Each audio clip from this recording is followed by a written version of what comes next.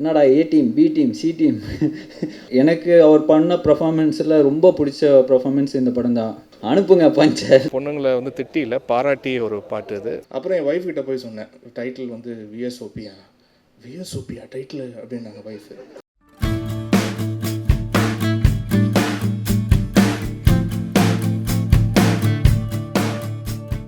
First of all thank you so much. ஏன்னா 25th film வந்து ஒரு ஆக்டருக்கு வந்து ஒரு கெரியரில் பெரிய மைல்ஸ்டோன். கண்டிப்பாக என்னை வச்சு படம் எடுத்த ப்ரொடியூசர்ஸ் ப்ளஸ் மீடியா இவங்க சப்போர்ட்டில் இல்லாமல் நான் கண்டிப்பாக வந்திருக்க முடியும். ஏன்னா நோ ஃபிலிம் பேக்ரவுண்ட். ஸோ ஒவ்வொரு படமும் வந்து ஒரு ஸ்ட்ரகிள் தான், ஒரு அச்சீவ்மெண்ட் தான்.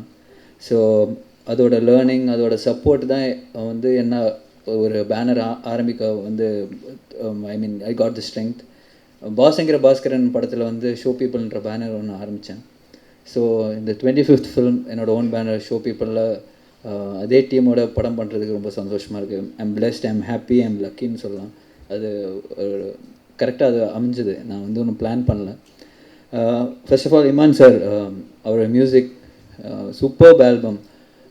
லிரிக்ஸ் பார்த்திங்கன்னா எல்லாமே ரொம்ப ஈஸியான லிரிக்ஸு, கேட்சியான லிரிக்ஸு.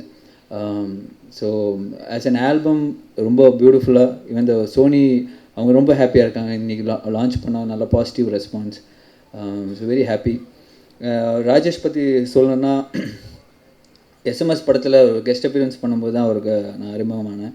ஸோ அந்த ஒரு ஃப்ரெண்ட்ஷிப்பில் பாஸ்ங்கிற பாஸ்கரன் படம் பண்ணோம். இப்போது விஎஸ்ஓபி படம் பண்ணுறோம். அவர் சொல்கிற மாதிரி நான் வந்து ஒன்றும் நான் ஏற்கனவே நான் ஒரு ரொம்ப வருஷமாக கேட்டுருந்தேன். பாஸ்ங்கிற பாஸ்கரன் முடிச்சப்புறமே கேட்டுட்டு இருந்தேன் ஒரு படம் பண்ணலான்னு. பட் அவர் 2 படம் பண்ணி வர்றதுக்கு லேட் ஆயிடுச்சு. பட் வெரி ஹாப்பி இந்த படம் என் கூட பண்ணதுக்கு. Thank you sir, thank you so much. Santhanam any time friend. அவர் என்ன வேணால் நம்ம வந்து கேட்டுக்கலாம். ஷூட்டிங் டைமில் கூட சப்போஸ் ஷூட்டிங் மச்சான் இந்த பஞ்சு ஒர்க் ஆலையால் அவ்வளோ ஃபோர்ஸ் இல்லைன்னு சொன்னோன்னே உடனே அவன் டீமுக்கு அடிச்சிடும். என்னடா A team B team C team அனுப்புங்க பஞ்சை சொல்லிவிட்டு உடனே ஃபோனில் சிச்சுவேஷன் சொல்லி உடனே இப்போ ஒரு 10 மினிட்ஸில் பார்த்தீங்கன்னா ஒரு 15 பஞ்சு வரும். அதுலேருந்து உட்காந்து செலவு. ஏன்னா நான் முன்னாடியே சொன்னது அவரோட ஒர்க் வந்து உண்மையிலேயே பாராட்ட வேண்டிய விஷயம். ஏன்னா இப்போ நான் ஷூட்டிங் போகும்போது ராஜேஷ் சீன் எழுதி வச்சிருப்பா, ஜஸ்ட்டு வந்து போய் அந்த டைலாக்ஸ் படிச்சுட்டு வந்துடுவேன்.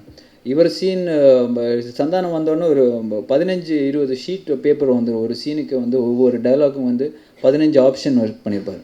அது 15 ஆப்ஷன் எப்படின்னா, ஒரு ஏ டீம்லேருந்து ஒரு 3 டீம் வச்சுருக்காரு. A team B team C team. A டீம்லேருந்து ஒரு 5 பஞ்சு.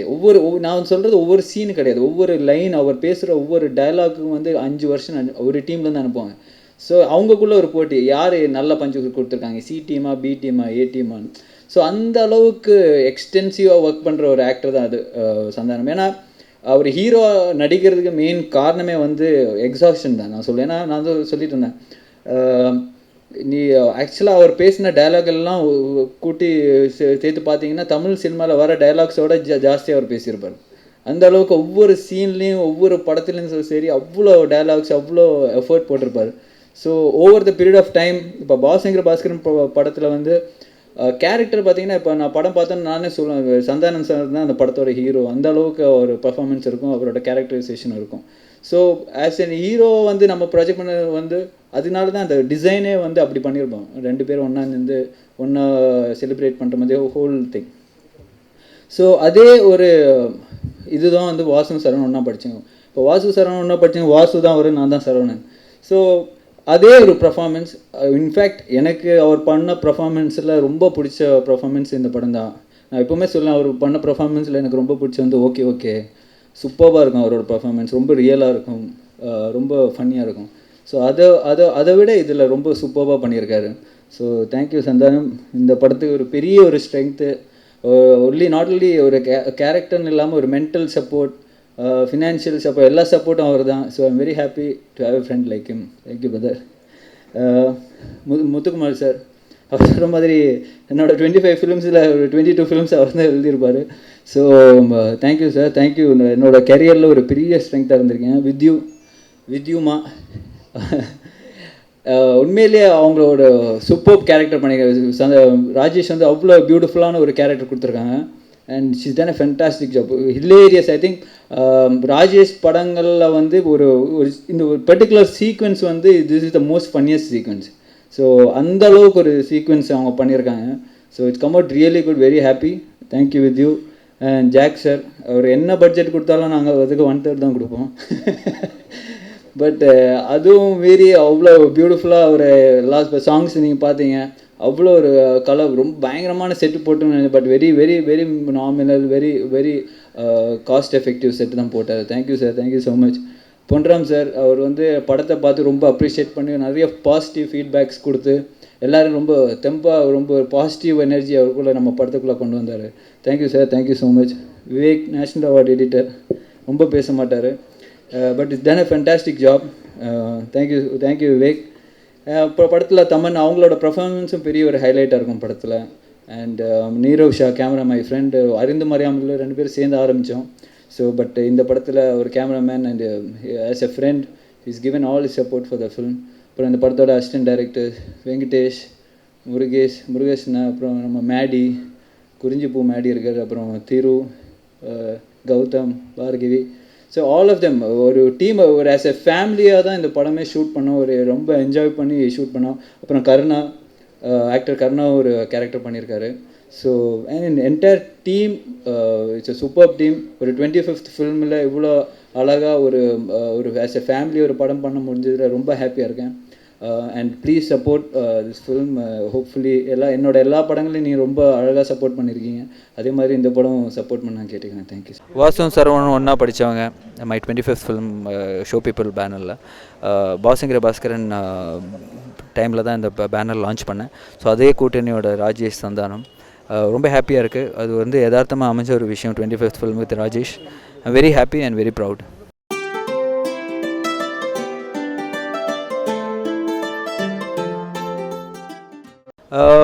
வாசுவும் சரவணா படித்தவங்க ஸ்கிரிப்ட்னு பார்த்தீங்கன்னா இட்ஸ் ரொமான்டிக் காமெடி, ஒரு ஃபுல் லெங்த் காமெடி. எப்படி பாசுங்கிற பாஸ்கர் இருந்தோ அதே மாதிரி தான். It's family entertainer. It's like by all, எல்லாருக்குமே ரிலேட் பண்ண முடியும். ஒரு ஈஸியான ஃபில்ம், எல்லாருமே என்ஜாய் பண்ணக்கூடிய ஒரு ஃபில்ம், ஒரு ஸ்ட்ரெஸ் பஸ்டர் ஃபில்ம், ஒரு லாஃப் தெரப்பி எல்லாமே சொல்லலாம். ஸோ ஒரு 25th ஃபில்மாக பண்ணுறதுக்கு எனக்கும் ரொம்ப சந்தோஷமாக இருக்குது. ஒரு ஈஸியான ஃபில்ம், ஒரு எல்லாருமே லைக் பண்ணுற மாதிரி ஒரு film. So that's why it is.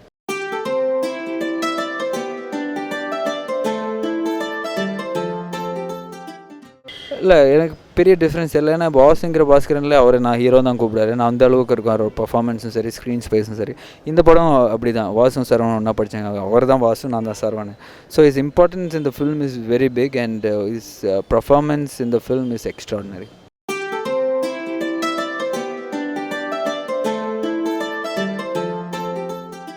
தமன்னாவோட performance பார்த்திங்கன்னா ஒரு பெரிய ஹைலைட்டாக இருக்கும் படத்தில். ஏன்னா காமெடின்னு வரும்போது பாடி லாங்குவேஜாக இருக்கட்டும், எக்ஸ்ப்ரெஷன்ஸாக இருக்குது, எல்லாமே லவுடாக இருக்கும்போது தான் கொஞ்சம் ஒரு எக்ஸாஜரேட்டட் காமெடி சீன்ஸ் ஒர்க் ஆகும். ஸோ அவங்களோட பர்ஃபார்மன்ஸ் வந்து பெரிய ஹைலைட்டாக இருக்கும்.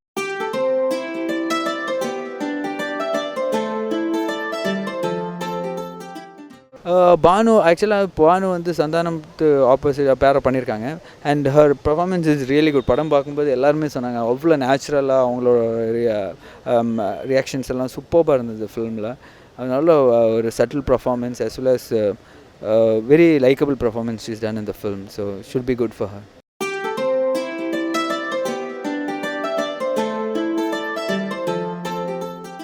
Like, we don't have any smoking. We are completely against smoking thing. I mean, it doesn't serve any purpose. And unless the background la cigarette pudichirundha okay. But in the script portha varakum we don't have any smoking thing. Drinking scenes we don't have a drinking பண்ணிட்டு பயங்கர கலாட்டா பண்ணி அப்படி ஒரு scene கிடையாது. We have scenes where ஒரு comedy எலிமெண்ட்டுக்காக okay is trunk, அது establish பண்ணுறதுக்காக ஓகே மேபி இஸ் ட்ரிங்கிங், அந்த மாதிரி இதை ஒரு லைட் மூமெண்ட் தான் தவிர ஒரு ட்ரிங்கிங் ப்ரொபகேட் பண்ணுறதுக்கோ அந்த மாதிரி விஷயங்கள் நம்ம ஒன்றுமே பண்ணல. ஸோ நான் காமெடின்னு வரும்போது ஒரு சில லைட்டர் மூமெண்ட்டுக்கு the hero has to be drunk ஒரு the comedian has to be drunk. So அந்த மாதிரி சின்ன சின்ன எலிமெண்ட்ஸ் தான் இருக்கும் தவிர வி டோன்ட் ப்ரமோட் ட்ரிங்கிங்.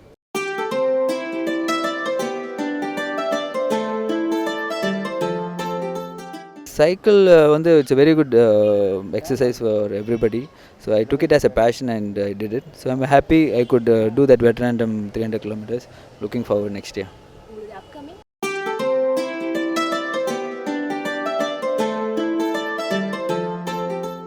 இல்லை cameo appearance only for friends. ஏன்னா அவங்க கேட்கும்போது நான் வந்து நோ சொல்ல முடியாது. So always do cameos and whatever little help I can two.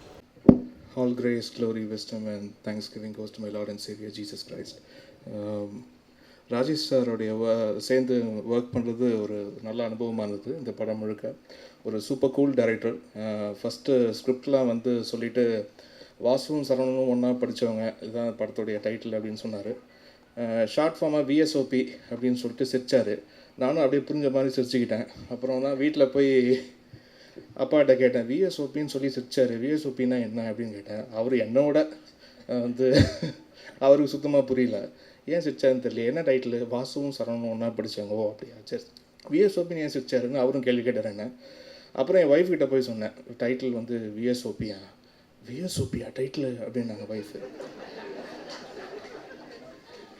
தப்பாக நினைக்காதீங்க, எங்கள் மாமனார் கொஞ்சம், ஸோ அதனால் அவங்களுக்கு தெரிஞ்சிருக்குது.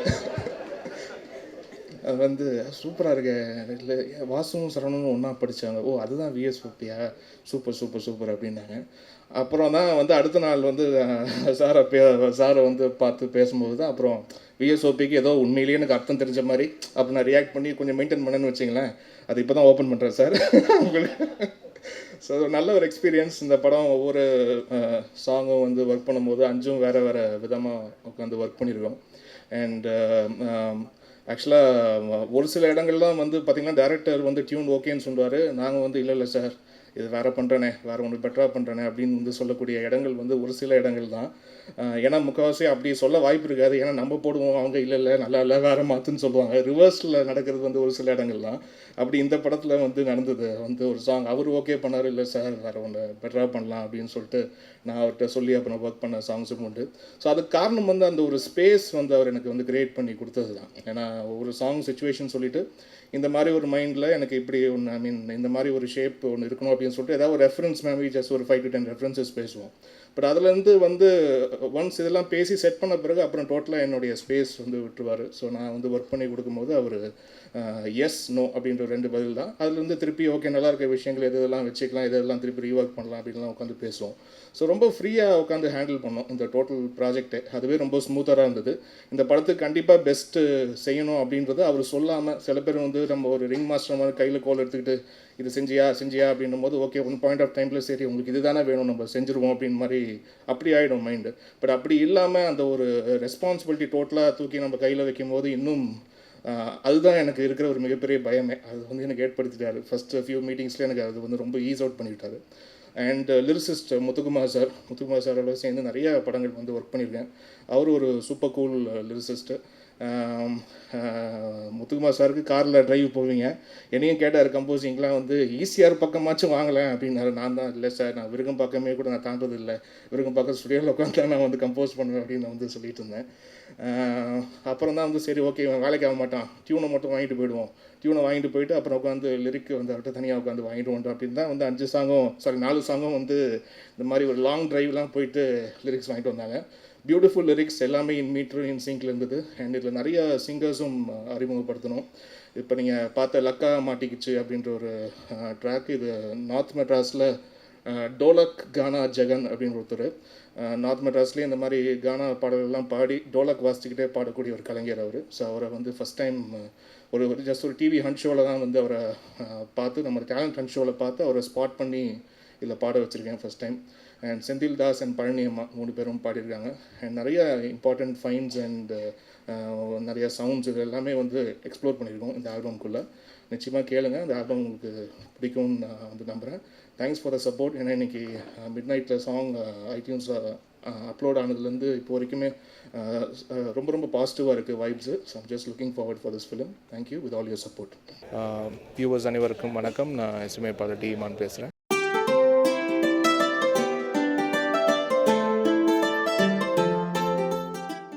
நிறையா வந்து பொண்ணுங்களை திட்டிலாம் பாட்டெலாம் பாடியிருக்கோம்.